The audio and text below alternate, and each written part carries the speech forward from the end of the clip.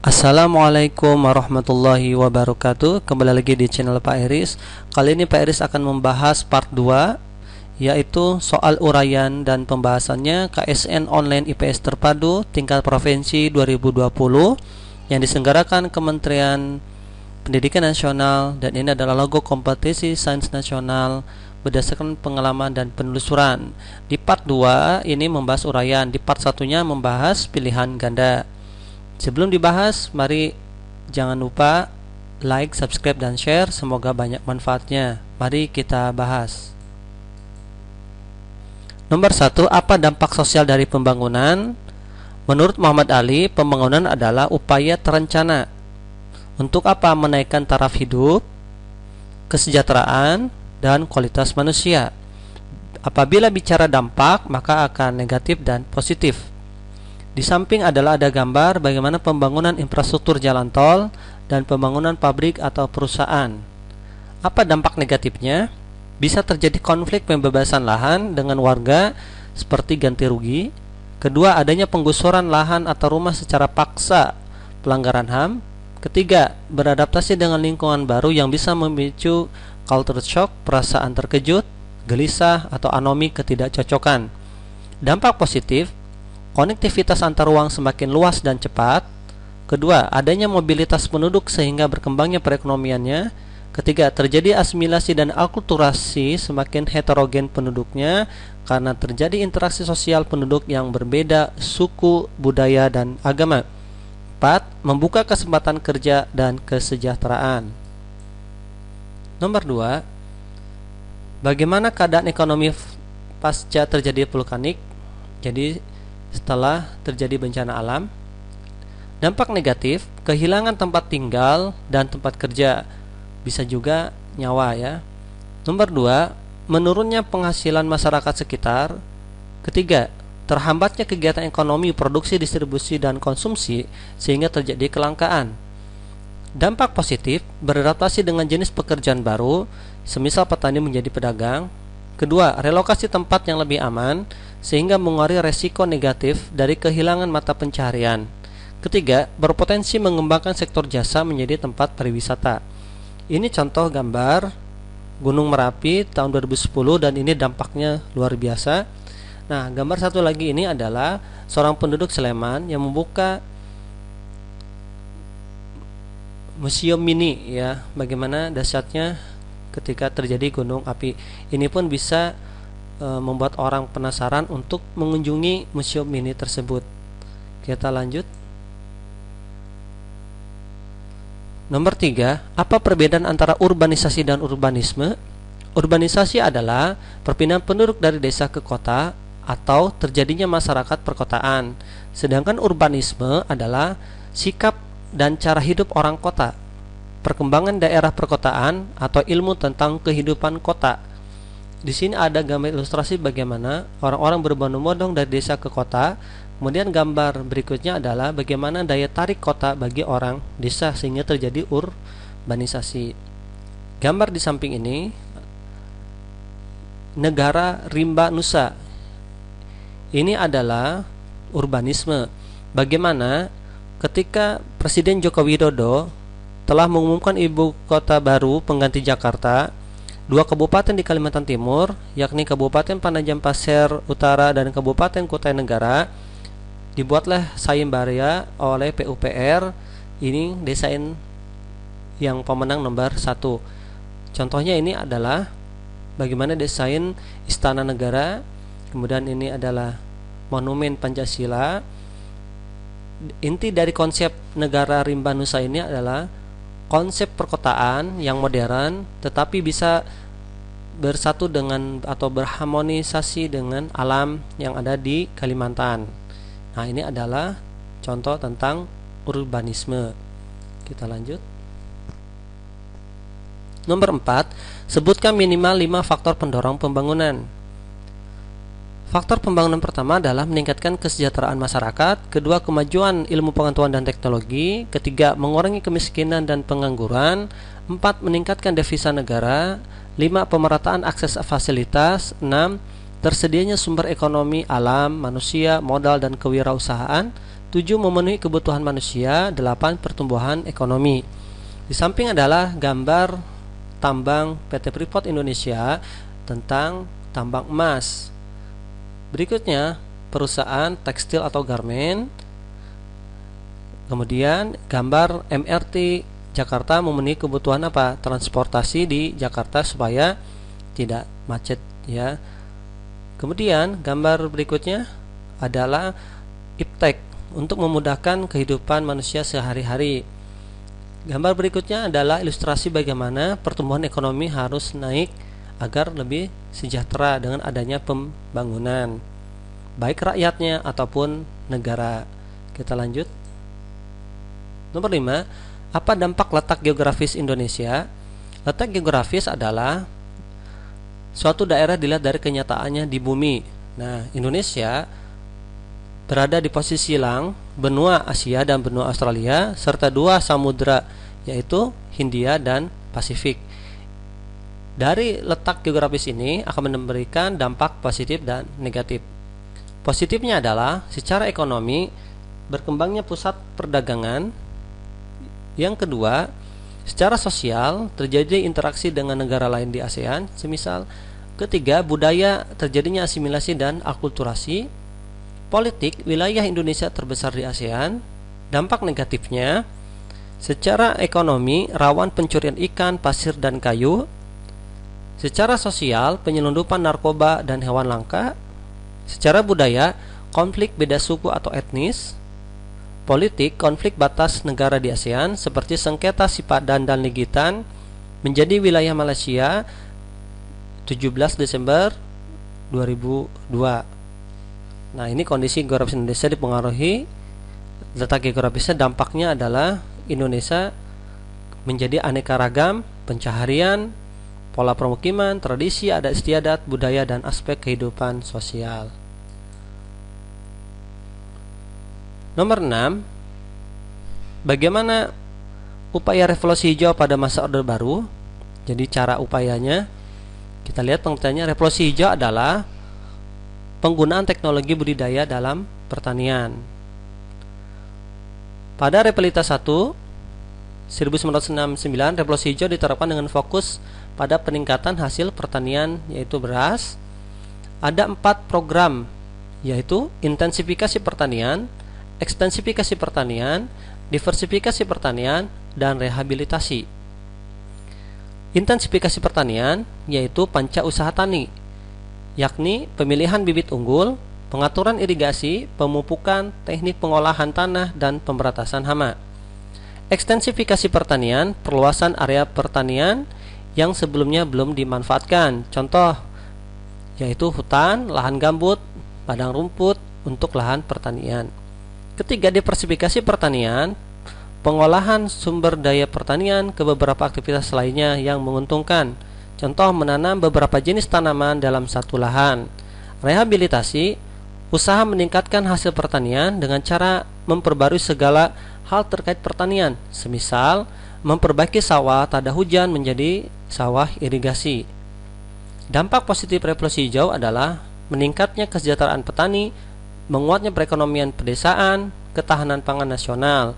Dampak negatifnya, ketergantungan petani terhadap pupuk kimia dan pestisida yang tidak ramah lingkungan. Ini contoh gambar bagaimana waktu itu Soeharto memberikan penghargaan kepada petani teladan tingkat nasional yang berlangsung di Ogan, Komening Ulu, Sumatera Selatan 1982. Ini sumbernya Perpustakaan Nasional. Berikutnya gambar untuk mendorong produktivitas pertanian. Presiden Soeharto meresmikan jaringan irigasi Panatusan di Tulung Agung 11 Maret 1983. Nomor 7, jelaskan interaksi atau hubungan sosial manusia dengan lingkungan alam. Jadi apa hubungannya ya? Keduanya saling mempengaruhi. Contoh, interaksi manusia dengan alam yang tidak dapat diperbaharui. Pengeboran batu bara, minyak dan gas bumi digunakan sebagai bahan bakar kendaraan, gas LPG untuk kebutuhan rumah tangga, sumber energi, bahkan pembangkit listrik. Kedua, contoh interaksi manusia dengan sumber daya alam yang dapat diperbaharui. Penggunaan air untuk kebutuhan sehari-hari, penggunaan sinar matahari, energi angin, dan uap panas bumi untuk pembangkit listrik. Manusia juga bernafas dari oksigen yang dihasilkan oleh fotosintesis tumbuhan. Yang ketiga, selain pemanfaatan sumber daya abiotik, manusia juga memanfaatkan sumber daya biotik dari alam. Contoh adalah manusia mendapatkan makanan dengan cara memakan hidup lain berupa tumbuhan dan hewan. Manusia juga memanfaatkan kayu untuk membuat rumah dan perabotan, menggunakan tanaman herbal untuk membuat obat, membuat pertanian, perkebunan, dan peternakan. Jadi, hubungan interaksi sosial manusia dengan lingkungan alam adalah saling mempengaruhi.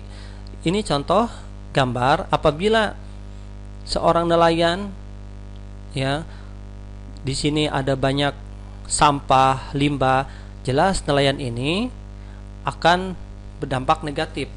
Dampak negatifnya adalah bagaimana mereka akan susah mendapatkan ikan karena ikannya tidak mungkin ada di sekitar wilayah ini karena adanya sampah atau limbah.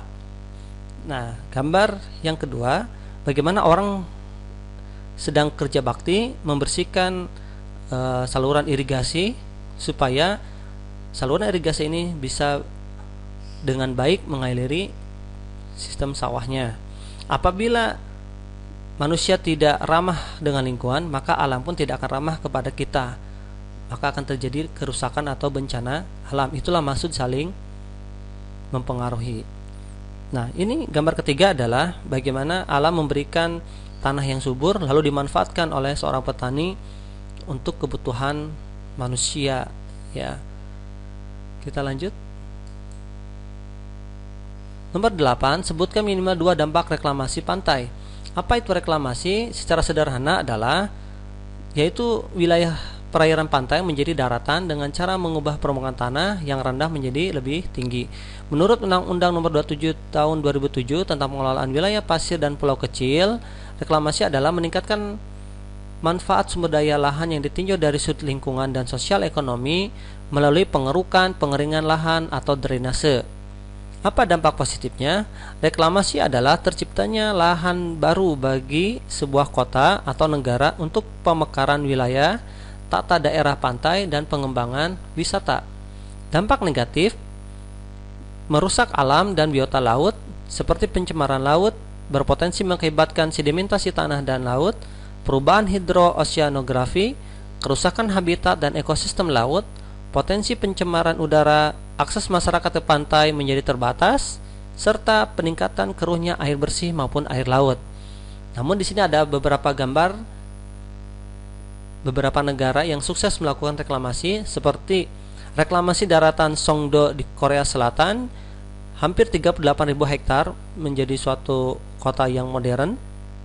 Kemudian yang paling besar adalah Palm Island, yaitu luas wilayah daratan di Uni Emirat Arab sekitar 250 km persegi. Ini luar biasa ya, hasil dari reklamasi yang berhasil. Indonesia pun pernah ya di Teluk Jakarta, tetapi masih belum berwujud menjadi apa nantinya ya. Kita lanjut. Nomor 9, upaya apa saja dalam kebijakan Presiden Soeharto dalam menangani pertumbuhan penduduk? Pada tanggal 7 September 1968, Presiden mengeluarkan Instruksi Presiden nomor 26 tahun 1968 kepada Menteri Kesejahteraan Rakyat yang isinya adalah 1.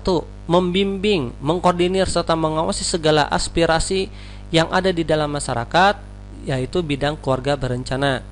2. Mengusahakan segala terbentuknya suatu badan atau lembaga menghimpun kegiatan di bidang keluarga berencana serta terdiri atas unsur pemerintah dan masyarakat. Kemudian periode ini mulai dibentuk Badan Koordinasi Keluarga Berencana Nasional atau BKKBN, Kepres nomor 8 tahun 1970. Dan sebagai kepala BBKN yang pertama adalah Dr. Suardjo Suryaningrat.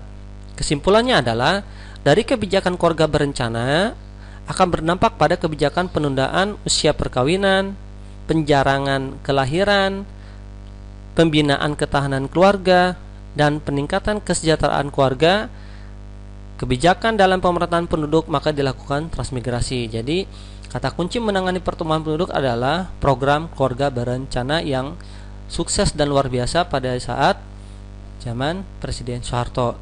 Ini adalah pabrik kontrasepsi di Bandung yang didirikan 25 Februari 1987. Jadi pada zaman Soekarno, bicara masalah kontrasepsi itu adalah hal yang tabu. Namun pada zaman Presiden Soeharto, hal tersebut justru sebaliknya harus dikendalikan pertumbuhan penduduk. Kenapa? Menurut Thomas Robert Malthus, pertumbuhan penduduk itu mengikuti deret ukur 1, 2, 4 sampai 6, 8 dan seterusnya. Sedangkan hasil pertanian deret hitung 1, 3, 5, 7, berarti pertumbuhan penduduk yang begitu cepat dan banyak akan berbahaya kepada ketahanan pangan. Bisa terjadi kelangkaan sumber pangan sehingga bisa kelaparan dan lain sebagainya. Maka harus dikendalikan pertumbuhan penduduknya. Kita lanjut nomor 10. Ini soal terakhir. Apa dampak era globalisasi bagi Indonesia? Dampak positif, pendidikan di Indonesia, minat masyarakat menuntut ilmu sangat tinggi. Kedua, kesehatan masyarakat, peningkatan teknologi, adanya kesadaran meningkatkan kesehatan. Secara politik, penyelenggaraan politik jauh lebih demokratis dan terbuka dengan melaksanakan pemilihan umum atau pemilu. Ketiga, dalam ekonomi, adanya kemudahan dalam melaksanakan ekspor ke pasar global sehingga devisa negara akan semakin meningkat. Kelima, kehidupan sosial budaya semakin bertambah wawasan terhadap seni dan budaya asing sebab ada pertukaran seni dan budaya. Apa dampak negatif? Dalam keagamaan, semisal adanya pemikiran liberalisme atau menjadi sekuler, yaitu memisahkan antara kehidupan duniawi dengan agama. Yang kedua, kehidupan politik, yaitu walaupun demokrasi tapi ada demonstrasi yang berujung pada kerusuhan. Jadi kalau tidak suka langsung demo, rusuh dan sebagainya. Ini negatif.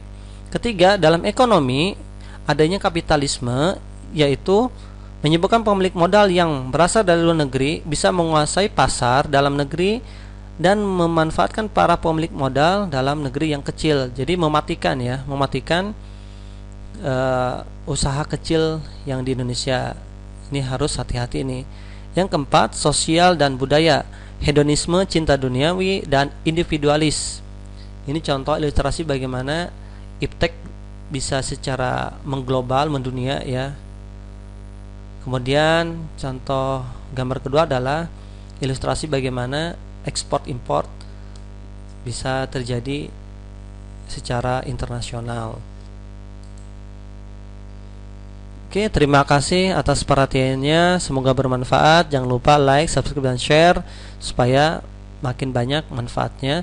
Terima kasih perhatiannya. Wassalamualaikum warahmatullahi wabarakatuh.